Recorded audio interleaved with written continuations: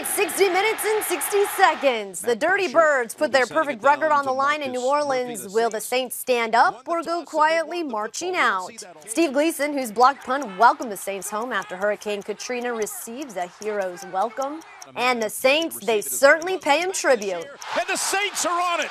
The Saints have the block, and they have the touchdown. Just like Gleason drew it up. But the Falcons' high-flying offense is driving. Ryan lost the handle and is taken down. Yep, the Falcons are driving. Ball comes out, and the Saints pounce on it. The Falcons are, And again, the ball's on the ground. They take the ball right out of the hands. Safe football.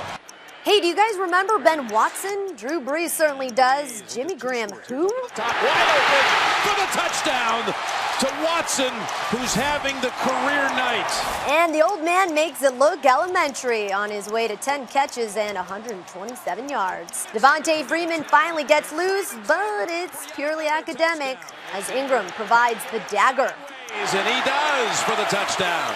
And the Falcons, they fall from the ranks of the unbeaten.